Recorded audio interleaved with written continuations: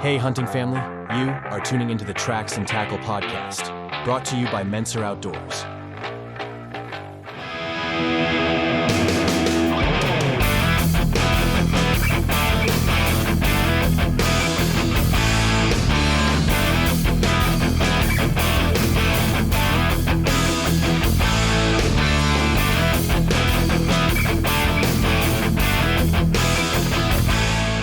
All right, hey hunting family, welcome back to Tracks and Tackle. We got a good show for you here today. It's going to be just us guys having a BS session for the most part. Going to be talking through some recent current events and sort of just picking each other's brains and thoughts on what's going on in the hunting world.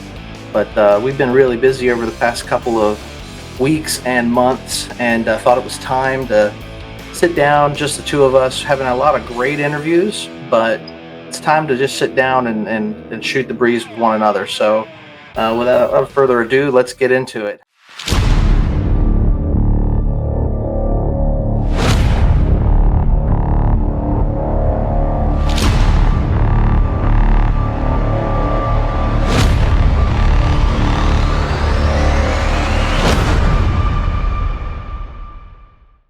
All right, folks. Hey, we are back in the studio. I'm here with Ron, the Arrow Eagle, leader of Mentzer Outdoors. He is the host of Tracks and Tackles. He is the straw that stirs the drink.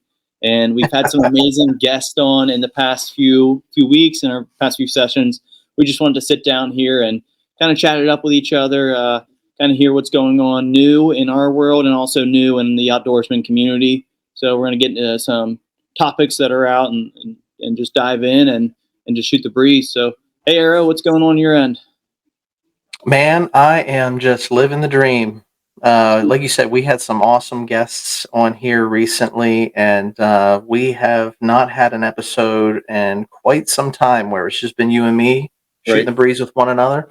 I know that we've been gathering as family, and you had touched on, earlier we had started recording and hit some technical difficulties, so we're this is take two, I guess. But we were talking about how everybody's got a different perspective to the memory of how stories go, and that's what we do is we make memories, and then we come on this show. The purpose of the podcast really is to share those memories. Frankly, we've got we do our best to capture the moments and share them with the listener or the viewer. And we love feedback from the viewers and the listeners. And when you guys send in comments and you send in questions are great because we're here to educate people that, our audience is going to be a blue collar group of people, right? They're going to be folks that love the outdoors. If you're listening to a podcast like this, you're sort of connected. Either you know who we are and you're following our crazy personalities, or you just love the outdoors and you're trying to learn something, because there's always somebody out there that can teach you something. And so for me, I love the feedback that we get from viewers and listeners, and questions are awesome because we want to teach, we want to educate.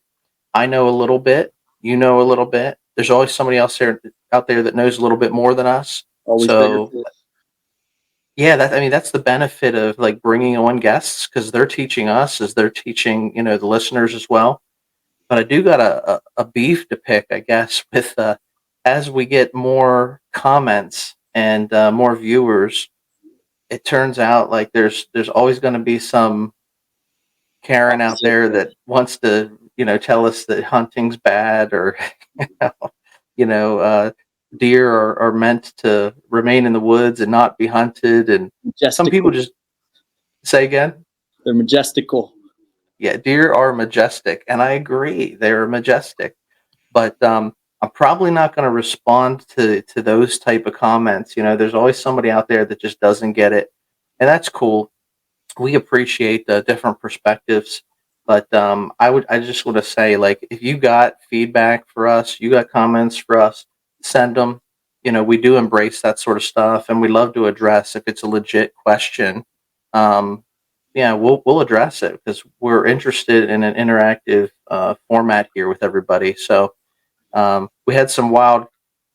Hollywood had some posts. He's posting some shorts on YouTube, and he's getting some creative feedback from some of the folks that are checking those out because they don't get the whole story; they're just shorts, right? Yeah, I think that's part of it.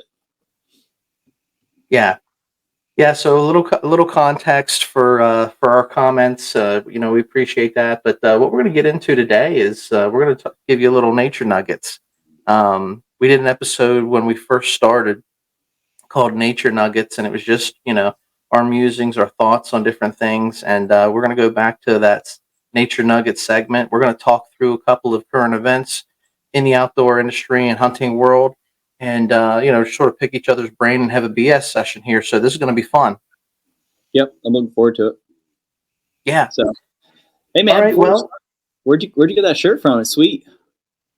Yeah. So this is my new Timber Cowboy shirt. Made it myself. Long story. I guess you can get in and start telling it. But this past hunting season, we had a pretty good season. We rounded up a good harvest overall for the year, and Timber Cowboy is one of the nicknames that came out of the different stories and adventures that we had together. So I got myself a Timber Cowboy shirt. If you like it, send us a note. We can get a couple made up for you. But yeah, I'm sporting it. It feels good. I don't know if it looks good. Some of the comments on YouTube are telling me to get into shape because of my, I'm no specimen of, a physique, but I am who I am, and we're not going to change for anybody. So Right. Couldn't agree with you more. But yeah, that's sweet. We'll have to look into getting some. I know for Tracks and Tackles and Mentzer Outdoors, we're looking into whether or not we want to make some stickers, get those sent out to a couple of our listeners and a couple of our supporters, or koozies, T-shirts. But we're thinking big here. Recently on YouTube, where you start real small. Back in January, we started it before, but back in January, I think ultimately we had like 3 or 4 of our family members just following us. But now we're working on building an empire and setting goals small. We reached 100 subscribers by the end of January, mid-January, and now ultimately we reached our new goal of 500. So the next one, 1,000, and then we can break out the Fuyu to celebrate that. But growing small and just being here for our community and to support and give back. We're lifelong learners as anyone is in their field. So we're learning as we go, and trying to push that into those that are around us so they can have some of these nuggets. that's it. We just got, all I can share is what I've got. Yep. So, and I'm willing to pass that along. I need to hold on to what I got. I'm willing to share it. So it's like when we were talking in the kitchen, it's kind of nice here. My co-host and my host here, I get to see you pretty often, man. We do family gatherings, and we've been hitting the gym on Mondays, but we've just been hanging out, so we're able to constantly bounce ideas off of each other. But we were just talking at a round table with our family yesterday, and just about things that you shouldn't do in the woods or things like that. Was just like, I was never taught that. Like you learn from your mistakes, and then you grow from them. So that's all we're about here, is just learning and growing. one of the things that's a really good point, because one of the things, like, if you have a teacher or you have a mentor, they're going to tell you what to do, how to do it the right way, and if you're a good student, you're going to follow the directions and do it the right way. But for myself, maybe I'm just not a good student, but the things that I remember the most are doing it the wrong way, realizing for myself, oh, that didn't work. That deer busted me, or, that bass, didn't take that bait, or he got off the hook, or whatever the scenario is. But when it doesn't work out, and because I did it the wrong way, I learned to do it the right way. And I remember those. You remember the one that got away a lot longer than you remember when everything went according to plan. Yep. Couldn't agree more. Because there's plenty of times went south. That what we were specifically talking about was, like, I'm in the woods. There's some does coming towards me. It's rut, probably early rut, but they weren't getting close enough. They were just hanging around that 50-yard range. Nothing for me to get excited and get the bow off the hook. And they just stayed there and started walking out, and then ultimately started walking like they're going further. So I got my grunt call with me. I normally don't bring it with me or really use it. So it's a new instrument. But I grunted once or twice, and immediately they wheezed and took off running. But that's the wrap on that. Don't grunt at does. But also with that experience, 3 minutes later, a big bruiser came running up over the hill. So yeah, I learned from my mistake, but it was also kind of a blessing in disguise. But it is a good point, because hunting and, I guess fishing might be a little bit different, but hunting primarily, you have a mentor when you're growing up, but after you get old enough or you seem like you can walk in the woods and get out of the woods without getting lost, you essentially get your own spot, and it's independent sport. So, the learning has less to do with the in-field experience and more with the talking aspect, but that's not always how I learn. I like to learn more hands-on. Yeah, I mean, and we all learn differently. Right. Some are visual learners, some are audio learners. Some of us got to screw up a couple times until we get it. It takes more than just telling me for me to get it through my thick skull. So, but yeah, no, that's the take or the gist of the purpose of why we do what we do. We want to educate. We want to be educated. Always looking for guests to come on the show that can teach us a thing or two. We grew up hunting just like a lot of you guys out there. We're born into this life, but it doesn't mean that we hunt everything, and doesn't mean that we fish everything. And so I'm the first guy to say there's guys out there a lot smarter than me, and I want to learn from them. And we're going to do our best to continue to bring you that type of content where we're bringing on people that can educate. But in addition, we're just sharing stories. We're making memories, and we're having fun doing it. Yep. And back to kind of what we were arguing about in the kitchen, what we talked about on our first take is we can point people back to say, like, hey, this is what actually happened to. Listen to episode 5. We'll get our story straight, and it's kind of our video log. Just keep that documented. So let's get into this. We were having a story. We were, sharing a meal. It's, the kitchen table. It's the family. Everybody's just being themselves, cutting loose. And the topic came up of the very first deer that I recorded video. I videoed the hunt, and it wasn't because I didn't go out there with the intent of videoing the hunt. It was several years back. Recently got a smartphone, maybe for the first time. It wasn't that long ago, but I had a camera on the phone, and I saw this little deer coming through. It wasn't a big deer. I knew it was a buck.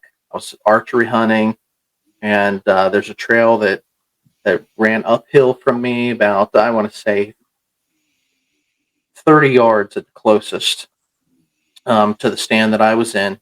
But you could see this deer coming from 75 yards away, from my left to my right, uphill above me. He's going to walk this trail, and I'm like, man, antler restrictions here in PA. You got to have 3 on one side. He's just a little guy. So I got my camera out. I left my bow on the hook, and I just started recording them, just because, outdoorsmen appreciate nature. We're not out there just to kill. We appreciate, there's something that is majestic about being out in the woods and observing wildlife, And so I'm watching this little buck come into me, and he's getting closer and getting closer, and he gets to about that 30 or 45, 30-yard mark, and I can see with my eyes he's got 3 on one side. And so I didn't have a whole lot of, circumstances are different for everybody. I'm not a trophy hunter. Didn't have a whole lot of time to hunt that year. And so I'm like, man, I had to make a decision. Do I just let him walk because he's a smaller buck and just capture him on my cell phone, capture him and record him? Or do I try to put the phone away, get the bow off the tree hook, draw back? That's a lot for a deer that's within 30 yards. Most likely I was going to be busted. But I made the decision. I put the phone away. I was able to. He put his head behind a tree. I got the bow off. I drew on him.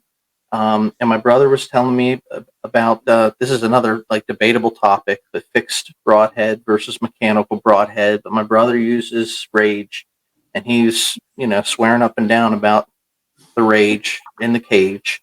So I'd also, I'd went out and purchased some. I was going to try them. So it was first experience with a rage broadhead, and I put one into this deer. So after I got the shot off, I was able to get my camera back out and film the aftermath, right? So we got to film the track the deer, got the, bloody arrow, so long story short, we recovered the deer and it was a successful hunt. But the long story short was I got this itch, like, man, that was really cool. Self-filming my hunt. I had everything except for the action shot, the actual impact of the arrow, because I wasn't set up to do that. And several years removed from that, several years later now, I've been trying to like self-film myself, and we've gotten a lot of cool footage and video and everything. But at the end of the day, you realize like it's not easy. It's hard to self-film your hunts and be successful and kill big deer. So anyway, long story short, we were having this conversation, and certainly my eldest brother did not remember the story the same way that it happened. And he was telling his version, which, we love his version because it's very colorful usually. And either way, what's that? It draws a crowd. His version will draw a crowd. So anyway, we can go back to the tape because I have the video. And that's the cool thing about making podcasts, recording our hunts.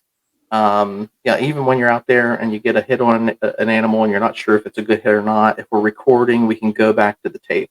It's just like playing football in high school or college or whatever level you played.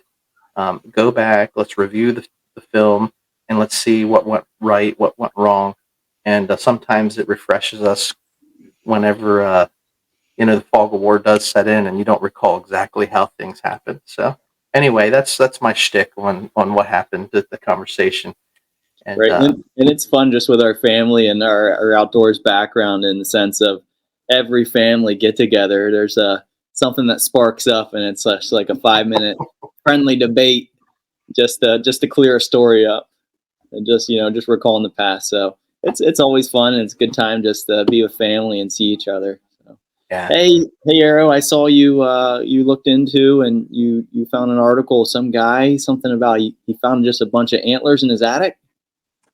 Yeah. So let's get into this today, guys. I'm gonna share my screen here if I'm bright enough to do that, and I'm gonna pull up an article. This guy in Michigan found a potential state record, non-typical, stowed away in a family home since the 1940s. And I thought this was a good topic to talk about because of the fact that things were different back in the day. Hunters just went out and certainly had bragging rights with your buddies, but we weren't always measuring the deer. There's a lot of big deer that have been killed over the years, especially as years gone by, that haven't seen the light of day. And hunters would just go out and harvest their animal and set it off to the side. Yeah, they're just feeding their family. That's right. That's exactly right. So let me see if I can find this here. I want to find a tab, and we're going to go to found and forgotten. So let me see. See how well this pulls up. Maybe it does, maybe it doesn't. There you go. Cool. All right, so this guy, this is from North American Whitetail, and this is a potential Michigan state record, non-typical, discovered and stowed away in a family's home since the 1940s. And look at this thing, man. It's got some gnarly horns on it. It kind of reminds me of the Euro mount you got at your house, but like 10 times bigger. How it's a little. I'd love to have something like that in my house.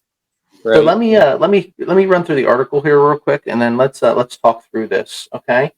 because it's relatively short. But um,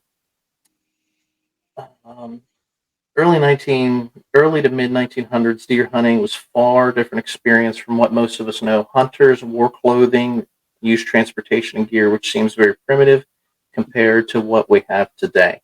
Lever action rifles, Winchester 94s, Savage 99s, chambered in calibers long gone without scopes were very popular. There were no manufactured tree stands, and individual still hunts or group man drives were the tactics most often used.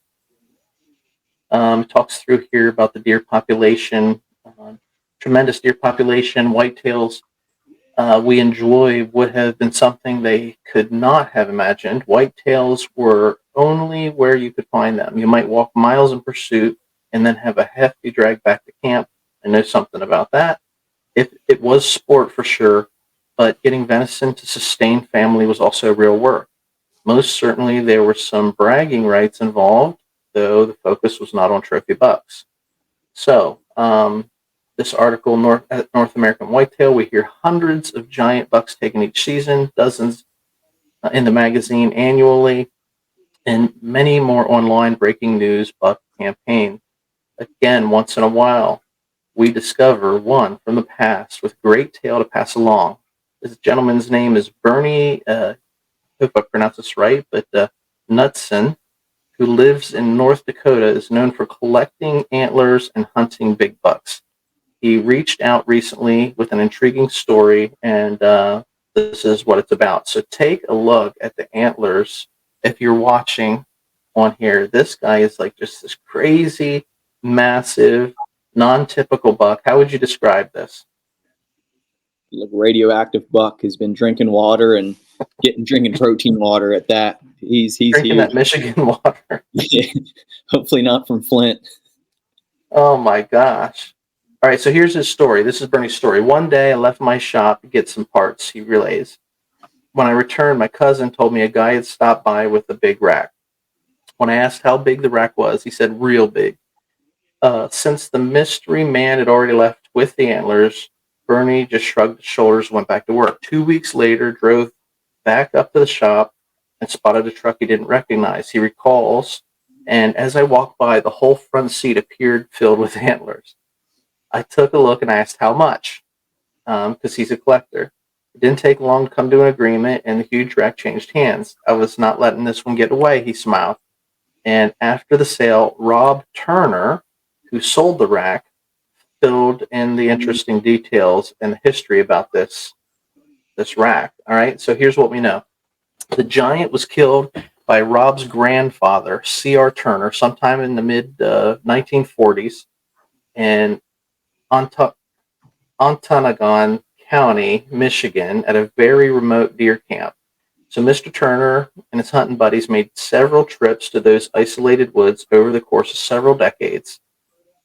My dad was in the service over in Europe during World War II. When my grandfather killed the buck, Rob states. That's as close as I can pinpoint when he took it. So he took this buck during World War II sometime, and when they start telling stories about, how deer camp was back in the day, that's what really intrigued me about this article. So Rob continues, I never got to hunt with him. That's it. And my dad was not a hunter. So that's interesting in itself. But I listened to many tales during fishing trips as I was growing up. Each fall in mid-November, Rob's grandfather and his group of friends would pack up provisions, drive their automobiles north to a point where the road ended. From there, local, using horse-drawn sled, would transport them many miles north until they reached hunting woods, somewhere near Lake Superior. They would remain until it ended, the hunt, without benefit of electricity, telephone service, any modern conveniences. Primitive hunting at its finest. Right, that's for sure. Very few pictures of life at camp exist, but upon examination, they reveal plaid wool, knee-high laced leather boots, plenty of snow, a game pole sagging from the weight of numerous bucks, fall after fall, even during the war years, deer season traditions carried on. Strapping big bucks to an automobile fenders was a very real thing. So, I mean, this is an awesome story, and apparently, I'm not going to read the whole thing, but gosh, you know what? Let me just read this next paragraph, and let's talk about this. Upon one trip, tragedy struck. One of the men in the party passed away suddenly from a presumed heart attack. Now, think about this. No way to notify the family or get any outside help. The remaining hunters had the gruesome task of deciding how to handle preserving the body and keeping it safe from wild animals until the sled returned, the local guy with the sled. So the simplest solution was bundle it up, hang it from the game pole, and that apparently worked very well in below freezing temperatures, and the hunt went on as planned. So, I mean, I couldn't even imagine something like that. But this is like northern UP, Upper Peninsula. The article can be found on North American whitetail. Long story short, this was found in Rob's grandfather's attic, and he never got a chance to hunt with his grandpa, but he's got these crazy stories of his grandpa hunting. And I want to give credit to the guy that wrote the article if I can find it here. But what's your initial take on that story? I think it's pretty impressive. My first impression was I see this guy holding this massive rack, and then behind him I see he has multiple deer that are mounted, and I'm kind of like, well, why didn't he mount this one? But it makes sense now. The story was that a collector ultimately got it, but it's impressive deer, and it kind of gives value to us with the logbook, and memories back. We'll be able to go back and look at them and know the story. But yeah, just for that, the guy that harvested just for his son, just grandson, I guess it was, but just for him to be able to spend time with his pap, and the stories I'm sure that guy has, because back then it was a different way of life. So, but yeah, an impressive deer. I don't know what I would do if I had anything close to that. Yeah, I know. I mean, you see these like these whitetail farms that grow deer like that. It's just like crazy, incredible compared to what we hunt here on public land, even private land in the Northeast. We don't see racks like that. I wonder too, because they were in question whether it was going to be a state record or not. But I don't know if that. Yeah, the article goes into that. Like, yeah, the article goes into that. I don't think. I mean, maybe by now it has been measured. There's like an unofficial score. Right. But I think they were going to have Boone and Crockett look it up. Yeah, because I'm sure there's a lot of weird rules when it comes to state records, because you have to do everything by the book. So even just to say, like, for instance, like if you roadkill buck and you go up and take it, like it's not harvest legally, so you wouldn't get the stamp of approval to say, hey, this is the record. So it wasn't harvested state record, right? Yeah, I would have to do some digging in, but it's interesting because I even read online there are some stories about possibly world record bass. It was caught out west somewhere, big lake, but by the time they caught them, they measured it on 3 different scales. They called a game warden to come out and authenticate it. But I guess since it was out of water for so long, it lost some water weight. Mm-hmm. And then by the time it got there, it lost half a pound or so of what its mass was. But just you're playing the game to get it authenticated. So I would just be interested to see if that took a turn for the better, and that buck got its privilege or not. Yeah, I mean, we can try to look into that. I think what the article said was it's definitely a county record. Yeah, but it's within striking distance of whatever that official measurement was going to be of being a state record. But it's just so cool that like something so unique, his grandfather he had numerous mounts, right? And he put them aside. The dad wasn't a hunter, which was the interesting thing that sort of piqued my interest in this story. Was this guy grew up hunting, but his dad wasn't a hunter, but he heard all these stories about his grandfather hunting, so he took it up himself. So it's almost like it skipped a generation. So I know there's a lot more details that we don't know about this, but I thought it was like a really cool, like, how does finding a massive buck in the attic change our perspective on things, because there are big bucks out there that we're not even aware of, harvested from years gone by. We're gonna have to search Pap's attic.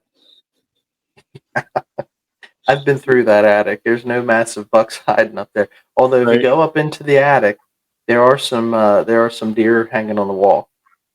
Right. Right. I think there was one. This is like a. I don't know. It's albino if it's white, but what's it called if it's black?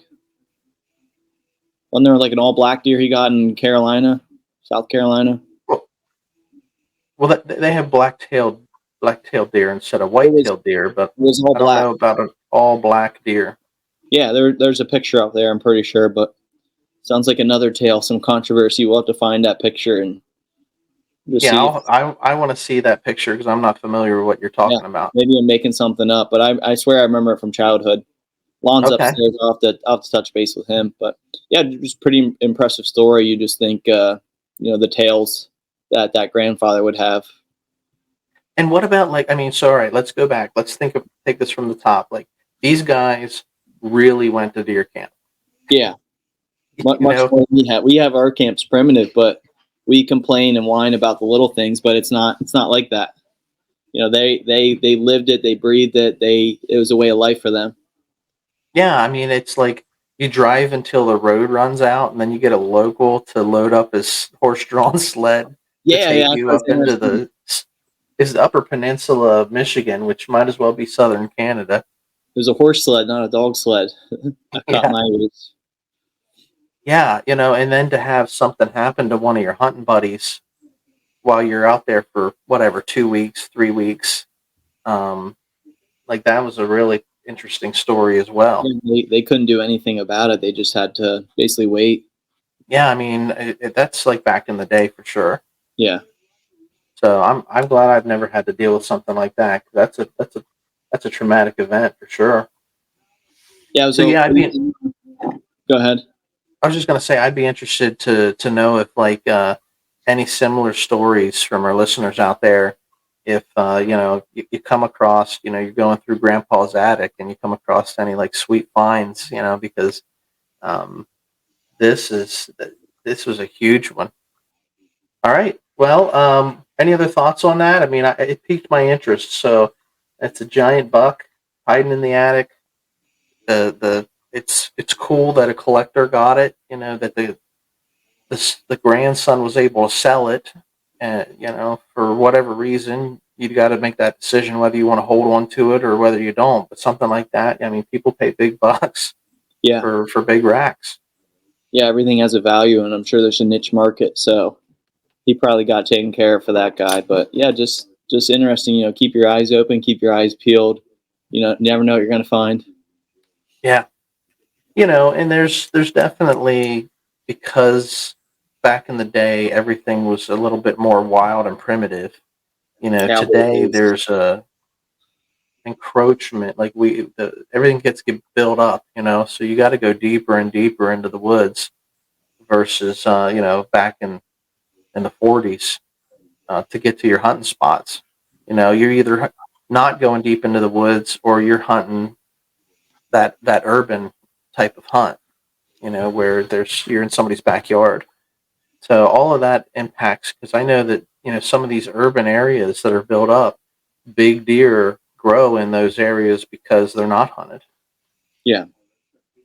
Yeah, but even nowadays with the build up, where we live, it's not a city. It's more like a town kind of thing, and it's 10, 15 minutes to the next town. But long story short, there's a big state game lands. It's massive, but you walk in, you kind of get away, and you're like, wow, like I don't know of anyone else that's been back here. Like I'm in the middle of nowhere. You go through all the thick stuff, and you think like no one's been here before, and then you look around and you see like orange tape of someone marking for a tree stand, or you see somebody's tree stand, or you see some beer bottles. So where we're at, there's always somebody that's been somewhere. Yeah, everything. This is the old country here. Yeah, different times. Oh yeah, definitely. All right, so I wanted to hit this other article. Let me see if I can bring it up. This one is 14 trophy deer heads stolen from a Canadian hunter's cabin. 14. let me see if I can pull it up. But yeah, I mean, talk about we got a cabin and we don't keep anything really expensive there for this reason, right? Yeah, we took our trail cameras down in the winter. That's like probably our most expensive thing. All right, so this one's Field and Stream. You can find this in fieldandstream.com.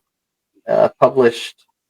This author is Travis Hill. Published February 29th. So not too long ago. But a hunter's lost treasure trove of European mounts and tanned wolf and bear hides during a break-in. So basically, they got this cabin up in British Columbia. I got a picture on the screen here of all their different Euro mounts. And some of the, these Canadian big chocolate horns, beautiful deer. The break-in was discovered on February 9th. The Royal Canadian Mounted Police responded. The Mounties. Yep, the Mounties, man. They break in at a remote cabin in Fort St. John, British Columbia. After the door was kicked in, and they found numerous items missing from the residence, including 14 sets of whitetail and mule deer antlers, one cinnamon-colored black bear hide, one gray wolf hide, one mountain goat hide, box of 22 ammo, and some other things. So they're seeking the public's help in retrieving the stolen taxidermy. So let me just pause right there. What are your initial thoughts on that? Because like part of me is like, all right, I understand kids will be kids, but come on, man.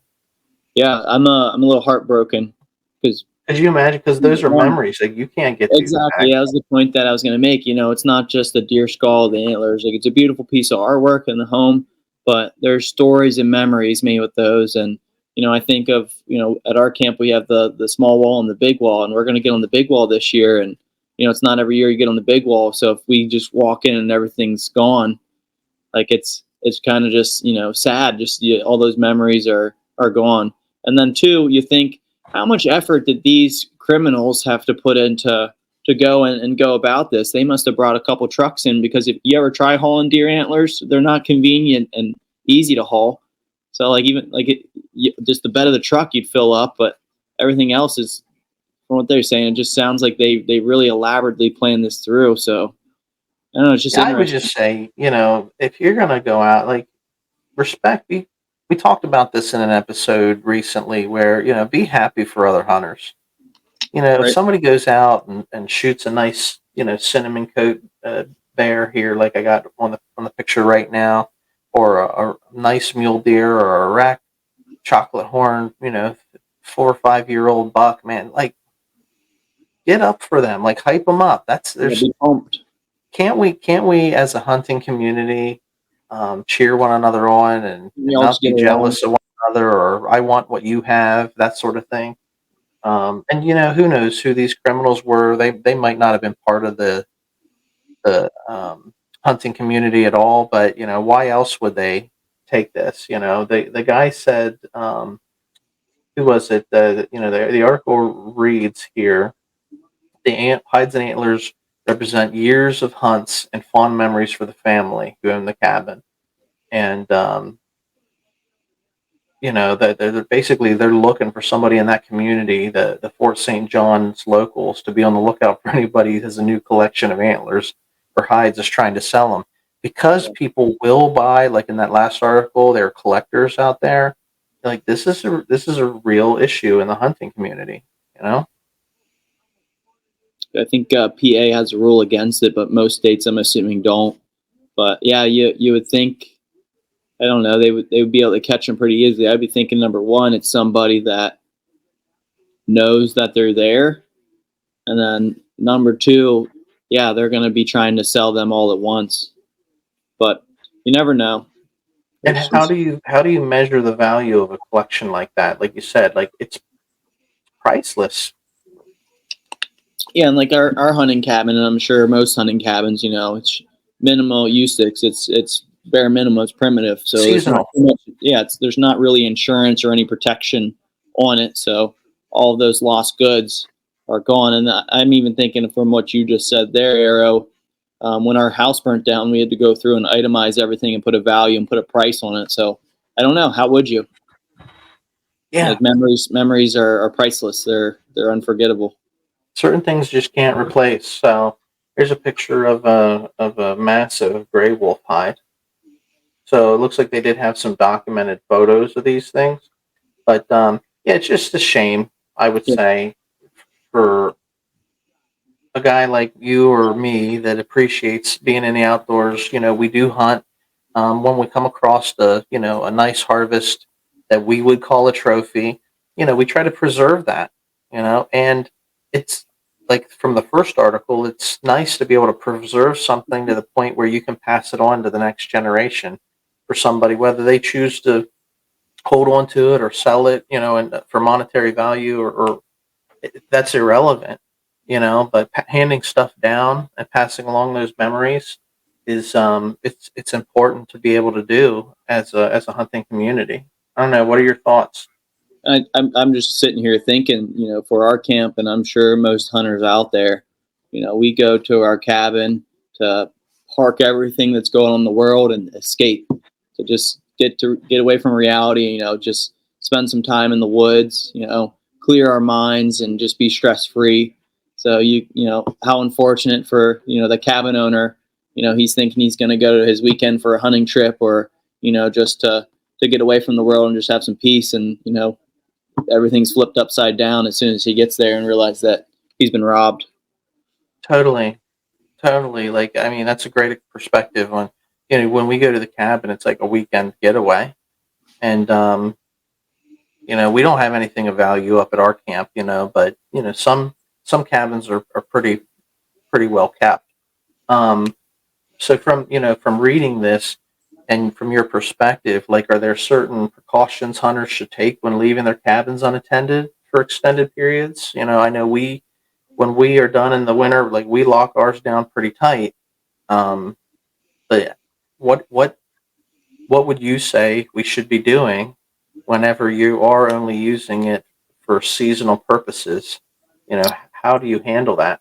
It's kind of a loaded question, because growing up and where we grew up, we're not worried about people breaking and entering. Everybody around us has mutual respect, and the people that don't realize everybody has guns.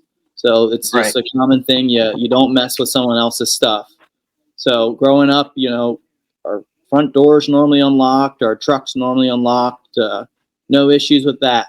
But then, I drive to work, I make sure I'm somewhere I don't know, I lock everything up. So, being our cabin's in a secluded area, it's mostly, minimally protected, I would say. But, ultimately we do bear it up, lock the doors, and make sure everything is kind of break-in proof. But ultimately, if someone wants to take something from you, they will. They It's like want with they want it bad enough, they will. Yeah.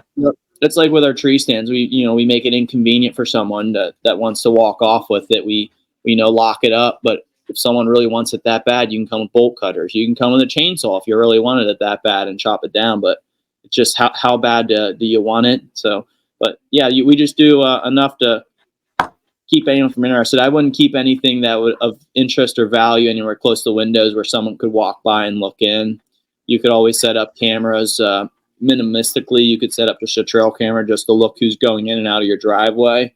But Hmm. that's essentially all that I got. But it just comes down to respect, and respecting your neighbor and those around you, and you know do as best you can, knowing that there's good people out there in the world, but there's also bad people that want to take everything from you. Yeah. When you were talking about, how we grew up not having to lock our doors. But when you go to work and stuff, you lock up the truck and things like that. That's probably key. Whether it's your automobile or it's your cabin out in the woods, um, I would say you don't. When I take my truck into town and I park in the parking lot, I don't leave my cell phone laying on the seat or my high dollar valuable items out for everybody to see. Or my wife doesn't leave her purse laying out where it's enticing somebody to try to get in.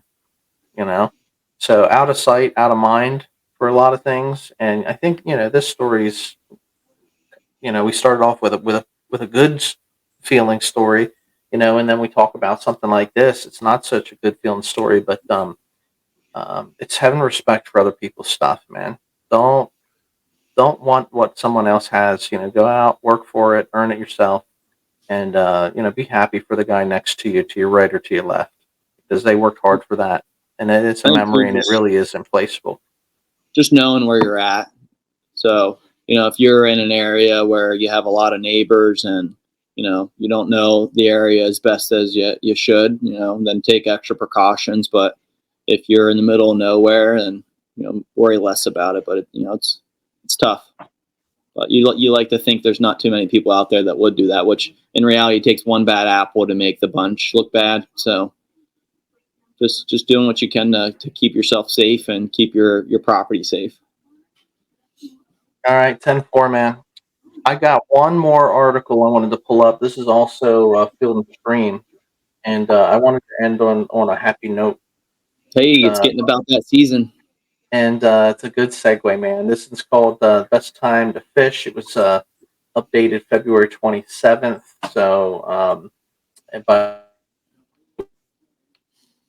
than that, keep your eyes to the skies and ear to the weather forecast to maximize your fishing success on the water. So, yeah, we're getting ready to shift gears from hunting deer to we've been doing some shed hunting, but it's getting on to fishing season for us. Get in the water and So, cool off.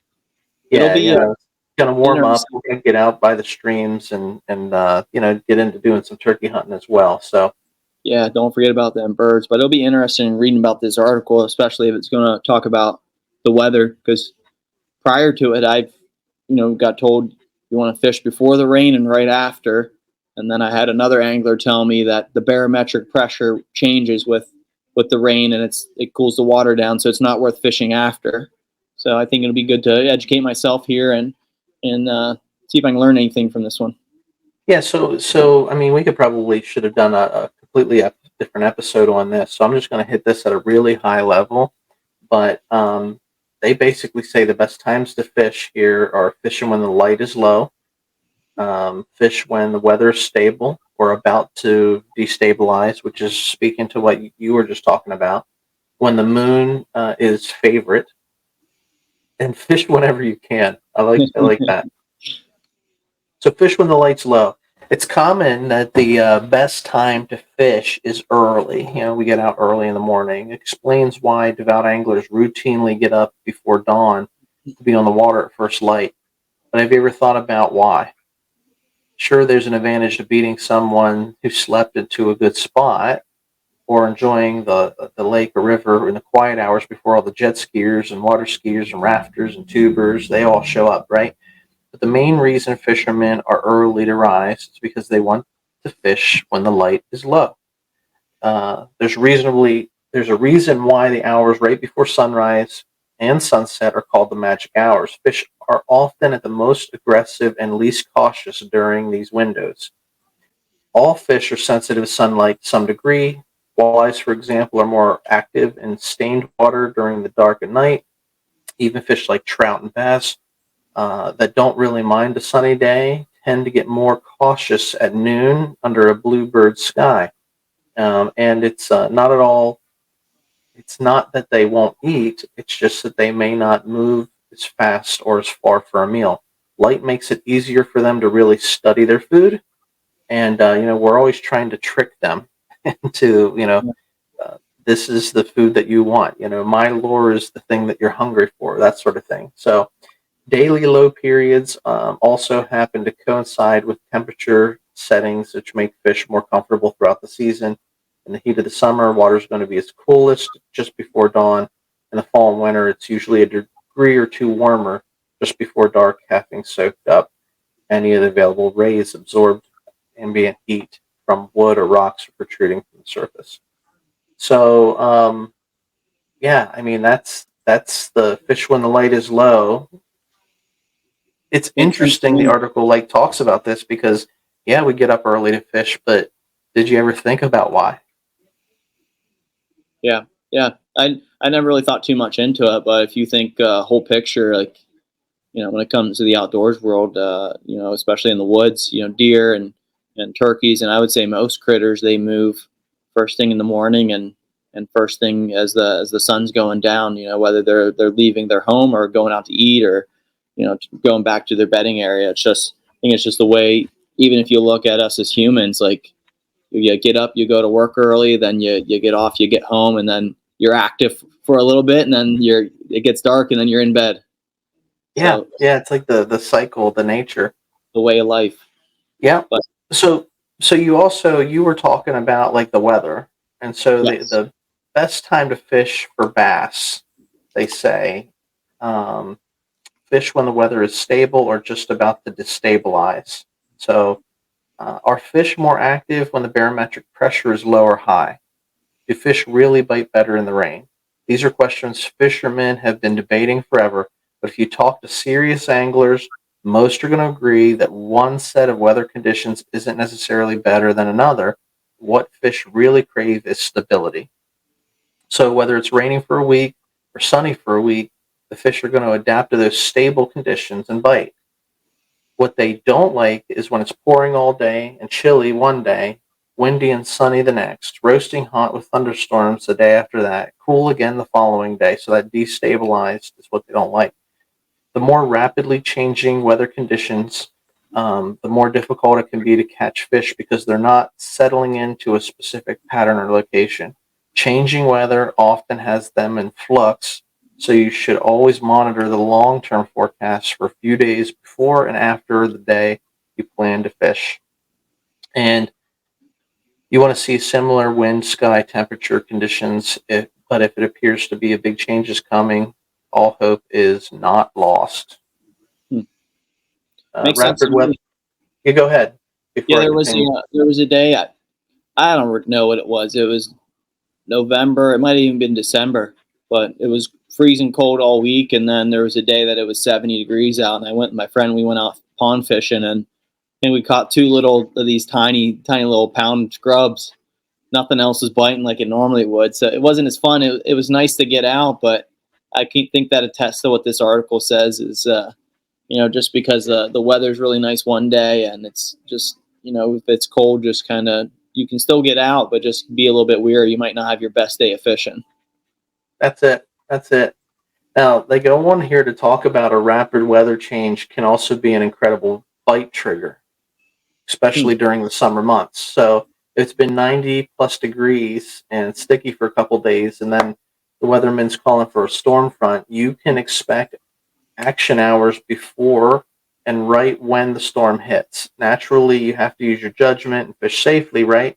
The fish can feel the changing temperature or the changing pressure, and that's that barometric pressure you were talking about.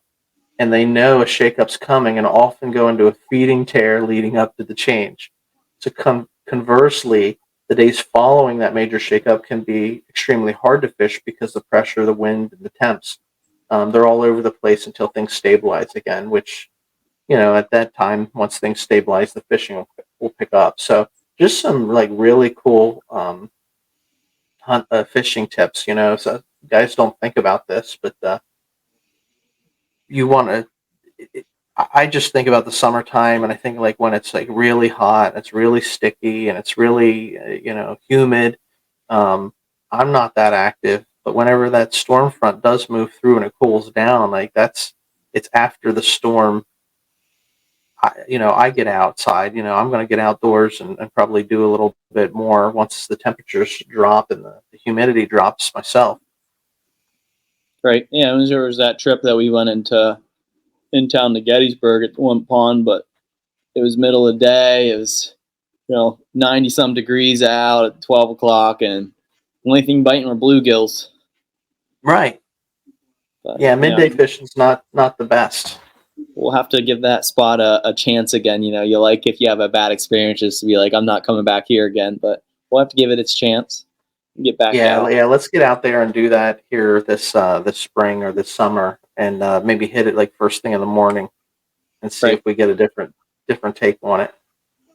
So I'm interested to see what it's talking about the moon phase here, because there's in the deer community, there's there's evidence to say that the moon phase is all just a scam, but there's people that swear by it. So I didn't know it was a thing for the fish. I mean, maybe it does make sense with the tide, but maybe not for creek fishing. I don't know. Well, let me go through this here. So, of all the natural factors that dictate fish aggression and willingness to feed, I believe it's fair to say that moon phase is overlooked by most anglers. And I understand this because it's easy to say, who cares about the moon? I'm not fishing at night. The reality, of course, is that the moon affects water and fish 24 hours, 7 days a week. And while I don't believe it's the most critical factor in deciding the best time to fish, it's worth having basic understanding how it can alter the bite. And you think about it, like there is a gravitational pull, with the tides and things of water, like that moon phase does affect the water. So this goes on to say musky anglers are notorious for tracking moon phases, putting loads of stock into these famously finicky predators, opening their mouths at specific times during specific phases. How the moon affects fish is complex, but in a nutshell, the moon shifts gravitational pull on the Earth, which does things like create tides and salt water. It's funny, somebody just said that, right? Smart guy. Though you, yeah, though you and I can't feel the difference in the moon's pull in any given phase, fish can. Roughly every 6 hours, there's a major or minor moon phase. And to break them down simply, the major phase occurs when the moon aligns with the poles directly overhead or underfoot. The minor phase occurs when the moon is halfway between these points, sort of aligned with the equator. And most fishermen don't or won't give these positions any thought, but I've been out with serious striped bass and musky guys who tracked the phases and insisted we'd get bites or at least see fish just before the peak of the next major or minor moon phase, and we did. So this goes on to say that it's also worth considering the brightness of the moon, which can help or hurt you depending on the scenario. So yeah, it's interesting because I've never really thought about that, but when the topic came up, like common sense says, yeah, there's a gravitational pull. It messes with the tides. Yeah, it makes sense to me. And then they wrap the article and they just say, the best time to fish is simply when you can, right? What do we always say? It's better than a good day at work. Yeah, bad day fishing's better than a good day work. So, fish whenever you can. Doesn't matter, tracking the weather, being there at low light, monitoring the moon. They're all useful to help you catch more fish. But you know what? Get out and get your line in the water. That's what we're going to do. Hungry. If the fish are hungry, they'll bite. Famous words from one of the team here says, get your line in the water. If the fish are hungry, they're going to bite. And that's what it really comes down to. Yeah, just spend time out there. That's what I do. I just get out when I can. I have a job. Weekends tend to get filled up pretty quickly. But, yeah, there's a few here and there where I dedicate getting up early to get to my spot and get the line wet. So I know I talked to you, Air Eagle, about this year being more aggressive. I don't know if that's the word, but more explorative and just trying different waters and getting out. So maybe when we do that, we'll set ourselves up for the best success, and we'll try to hit the water a little bit early or time it up from a storm or do some research on the moon. Yeah. Let's look into it, and we can get our planning in place. But I guess here to summarize, we if you guys have any thoughts or comments on any of these articles, certainly share them. We love to get the feedback from the people that are listening and watching. We've got highs and lows in this sport. You can go from the high of, hey man, I just found this amazing treasure in my grandfather's attic. Something that most hunters would never see a deer like that in their entire lifetime. But then there's also lows, where you got some knuckleheads kicking in the door of a cabin and taking Euro mounts and furs and stuff that, look, it takes time to prepare those things. It takes time you don't know how long that hunter had to sit in the woods to harvest that animal, and then, to take the skin or the hide and break it down so that it's a finished product so that it can be displayed proudly in the cabin. There are highs and lows of this outdoor world that we live in, but never lose the passion within you. You know, we always say nature is our playground because, you know, even though there are good news stories out there and there are bad news stories out there, um, we never want to just not go out and enjoy it, which I think this final article on fishing really makes and touches on that point. You know, fish whenever you can. Just get out. Like, even though there are better times to hunt or fish, and there are worse times to hunt or fish, despite the highs or lows, get out. Nature's your playground. Spend time in it, and that's really what's important. Yeah, there's the saying out there: "Be present where your feet are." So, Right. you know, whatever you're doing, but especially when it comes to, you know, getting out in the water, getting on that shore, or, you know, being at a cabin with friends and family, or, you know, being in your tree stand, just be attentive to where you're at, absorb the moment, because you never know what's going to happen, and you don't know when you're going to be able to do it next. But no, this was a great episode. It's good to touch on some things and highlight. You know, I feel like I learned something from the fishing aspect, and, you know, just gave me a sense of perspective. That's a good word to use, especially for that poor gentleman that lost everything. We'll have to look into it and follow the story to see if they found it. But Ron, why don't you get in here and highlight some of our upcoming events that are going on? I know we have a few guests lined up, and we have a cabin trip coming up. But why don't you highlight that to our listeners here? Yeah, I mean, we've got. I got to look at the schedule to see who's coming on the show here. Got a friend of mine, good hunting buddy, known for many years. He's definitely a bird killer and you know, general outdoor enthusiast. A friend of mine is going to be coming on. We'll have him on an upcoming episode to sit down and talk turkey with us. We have a lot planned here in the next couple of weeks where we're going to be getting out and we're going to be spending a lot of time in the outdoors. We are going to run up the cabin. We've been putting this off for several weeks, but waiting for the weather to be right. But we got to get up. We got to get some trail cameras set at camp so that we can start to monitor everything's moving through there. And we got some work that needs to be done on camp as well. But balancing that out with upcoming turkey season, you know, I don't know how much work gets done during turkey season, but we're going to spend some time up at camp. So hopefully we'll get some good video and content and share those stories with you guys as we walk through that. And then finally, trout season starts. So that's like a family tradition for us to spend time doing trout opener. Really, we don't spend a lot of time trout fishing like I did when I was a teenager, but that opening day, getting out, spending time with family, getting out with my dad and you know, my brother, my nephews, and the family, just spending a morning together. A lot of those memories happen before we even start catching fish. So Yeah, we'll sit down and we're going to talk through all those things. Yeah, at the cabin, our tradition, you know, deer opener, we get up the day before, so we're able to kind of spend the evening together before you know, we go our separate ways on our expedition. But it's the same way for trout. We get to our hole early, and, you know, little by little more of the crew arrives, but, you know, just sitting down, passing time, and sharing stories, shooting the breeze. But, you know, just memories and traditions that, you know, we're never going to forget as we continue to get more and more gray hairs. Yeah, every gray hair is a memory. So that's it, man. It's been good. This is a different little format that we've gone through today, but I enjoyed, you know, the research, getting this stuff lined up, and, you know, talking through it and getting your input on these different things as well. So it's been fun.